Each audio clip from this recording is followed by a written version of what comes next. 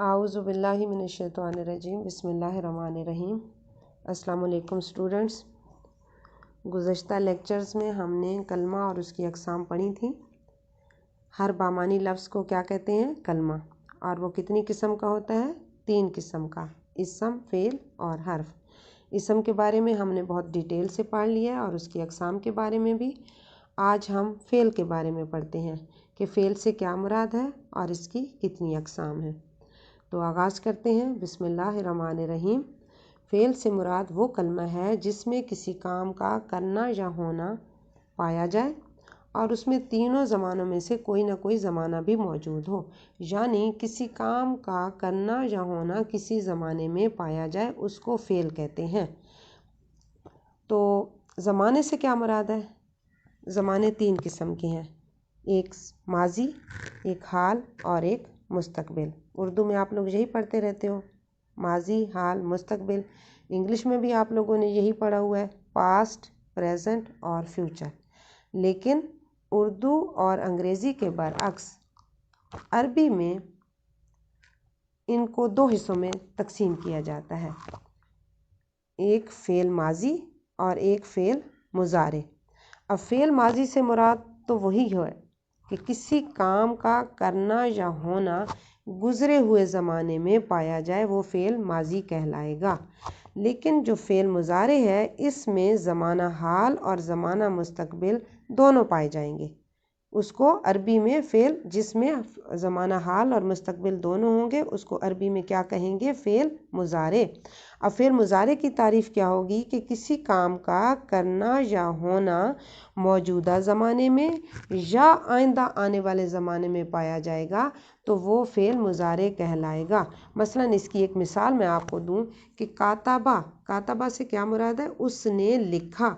उसने लिखा यानी कि माजी में ये काम हो चुका, तो ये क्या है? काताबा फ़ेल माजी। ज़हाबा फ़ेल माजी, ज़ारबा फ़ेल माजी। ज़ारबा उसने मारा, ज़हाबा वो गया, काताबा उसने लिखा। लेकिन जब हम फ़ेल मुज़ारे इसका बनाएंगे तो काताबा से क्या होगा? यक्तुबु। यक्तुबु का मतलब है वो लिखता है।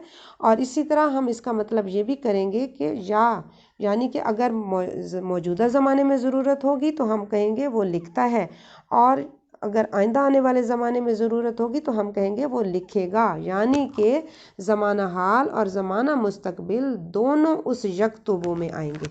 ठीक है, यक्तुबु। अब इसका मतलब क्या है कि वो लिखता है या वो लिखेगा। यज़हबु वो मारता है, वो जाता है या वो जाएगा। ज़ारबा से यज़रिबु वो मारता है या वो मारेगा। तो फ़ेल मुज़ारे यानी कि ज़माना हाल और मुस्तकबिल जिसमें दोनों ज़माने पाए जाएंगे, वो फ़ेल मुज़ारे कहलाएगा। तो अब फ़ेल की कितनी अक़साम हुई? फ़ेल की इस लिहाज से 2 अक़साम बनती हैं, फ़ेल माजी और फ़ेल मुज़ारे।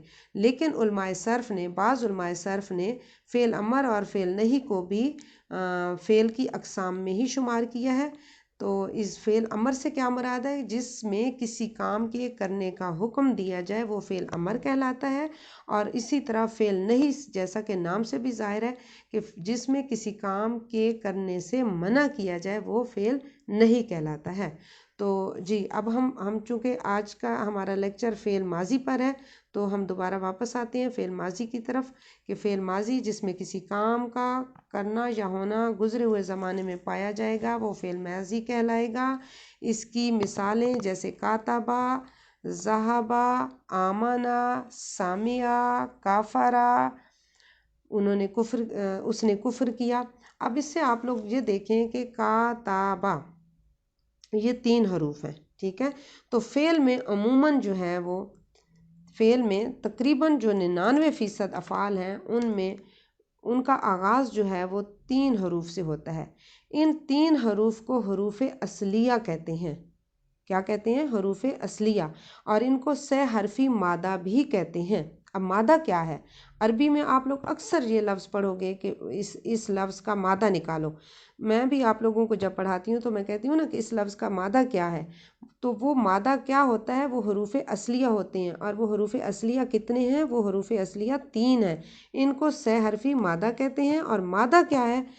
लफ्ज़ के जो हरूफ असलिया हैं उनको मादा कहते हैं। मसलन अब जैसे काताबा है, तो काताबा ये तो हरूफ असलिया हैं, उसने लिखा।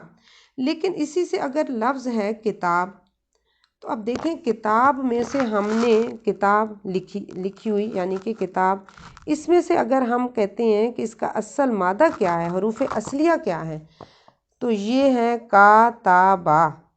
अब ये किसके वज़न, इसमें अब दो चीज़ें होती हैं, एक अरबी में दो चीज़ें, अफ़ाल को बनाने के लिए या अफ़ाल को तब्दील करने के लिए दो चीज़ों का सहारा लेना पड़ता है, एक मादा और एक वज़न। ठीक है। अब ये किताब जो है वो औज़ान फिर हम बाद में पढ़ेंगे, अभी आप लोगों को समझ भी नहीं आएगी। अभी सिर्फ ये समझो कि जैसे ये किताब है, इसके हरूफ असलिया क्या है, काताबा, और इन्हीं को हम क्या कहेंगे, मादा कहेंगे। अच्छा, मकतूब है, मकतूब लिखा हुआ, इसको अरबी में ख़त भी कहते हैं। तो अब इसका भी मादा जो क्या है वो काताबा। ठीक है। इसी तरह कातिब है, कातिब किसको कहते हैं, लिखने वाला, लेकिन इसका मादा जो है वो काताबा यानी काफ ताबा, 3 हरूफ। अब 3 हरूफ असलिया और यही उसका मादा तकरीबन जो है वो इसी यही फ़ेल होता है, और इसी फ़ेल से जो है वो आगे अल्फाज तब्दील होते रहते हैं। मसलन काताबा ये हरूफ असलिया, उसने लिखा, तो जब हम ये कहेंगे ना कि उन दो लोगों ने लिखा, तो फिर हम उसको उसमें क्या तब्दीली लाएंगे, काताबा, बा के आगे अलिफ का इजाफा करेंगे, इसको कहते हैं सीगा। इसी तरह फिर हम कहेंगे काताबू, उन सब लोगों ने लिखा। तो अब देखो काताबा ये 3 हरूफ तो वही हैं, लेकिन काताबू अब हमने उसको इजाफा किया, ये बन गए सीगे। इनको क्या कहते हैं, सीगे। अब आज आप लोगों ने क्या याद रखना है, मादा, सीगा और वज़न, यानी कि किसी फ़ेल के जो मुख्तलिफ सीगे हैं, मुख्तलिफ ज़मानों का मफ़हूम रखने वाले जो मुख्तलिफ अल्फाज हैं, वो सीगे कहलाते हैं। सीगा कैसे बनता है, जैसे अब काताबा है, काताबा, काताबू, काताबत, काताबता, कतबना, अब हम इनको क्या कहेंगे, सीगे कहेंगे। इसीलिए हम कहते हैं कि जो अरबी की जो गर्दान बनती है उसमें कितने सीगे होते हैं, 14 सीगे होती हैं। यही अल्फाज का जो हेर फेर है ये 14 सीगों पर मुश्तमिल है। अब ये क्या, इसको सीगा आप किसे कहते हैं, किसी फ़ेल से मुख्तलिफ ज़मानों का मफ़हूम रखने वाले मुख्तलिफ अल्फाज जो हैं वो सीगे कहलाते हैं। और किसी फ़ेल के मुख्तलिफ सीगों की तादाद उस ज़बान में इस्तेमाल होने वाली ज़मीरों के मुताबिक होती है। मसलन ज़मीर आप लोग पढ़ चुके हो ना कि ज़मीर जो असल इसम की जगह पर इस्तेमाल किए जाते हैं वो ज़मायर कहलाते हैं। और ज़मायर कितनी किस्म के होते हैं, 3 किस्म के होते हैं, एक ज़मीर गायब, एक ज़मीर हाजिर और एक ज़मीर मुतकल्लम। ये भी आप लोग पढ़ चुके हो इसम के लेक्चर में कि गायब जो मौजूद ना हो, और फिर आप लोग इसकी अक़साम भी पढ़ चुके हो कि एक ज़मीर मुत्तसिल होती है और एक ज़मीर मुनफसिल होती है, लेकिन फ़ेल के अंदर ज़मीर मौजूद होती है। फ़ेल के जो सीगे में तब्दीली आती है उसके अंदर ज़मीर मौजूद होती है। मसलन अब काताबा, तो काताबा उसने लिखा, तो अब देखो उसने लिखा, तो उस जो है वो ये ज़मीर है, और कौन सी ज़मीर है, ज़मीर गायब है, लेकिन ज़मीर गायब वाहिद है, यानी उस एक मर्द ने लिखा। इसी तरह काताबा उन 2 मर्दों ने लिखा, तो इसमें अब क्या आ गया, तस्निया का सीगा भी आ गया और ज़मीर भी आ गई। काताबू उन सब मर्दों ने लिखा, तो अब उन सब मर्द हमारे सामने मौजूद तो नहीं है ना, गायब है ना, तो ये ज़मीर गायब है और जमा का सीगा है। इसी तरह अब ये जब सीगा तब्दील होता जाएगा तो फ़ेल के अंदर जो सीगे तब्दील होते हैं ज़मीर उनके अंदर मौजूद होती है। जैसे अब कतब तू मैंने लिखा, तो अब मैं जो है वो कौन सी ज़मीर है, ज़मीर मुतकल्लम। कतब ना हमने लिखा, ज़मीर मुतकल्लम, लेकिन ये जमा की। तो जी आज आप लोगों के लिए इतना ही काफ़ी है कि हरूफ असलिया जो है वो कितने होते हैं, एक फ़ेल में हरूफ असलिया ज़्यादातर 3 होते हैं, उनको सहरफी मादा भी कहते हैं। और मादा जो है वो उन्हीं मादा किसे कहते हैं, अगर कोई पूछे आप लोगों से कि मादा किसे कहते हैं, तो लफ्ज़ के जो हरूफ असलिया होते हैं वही मादा कहलाते हैं। ठीक है।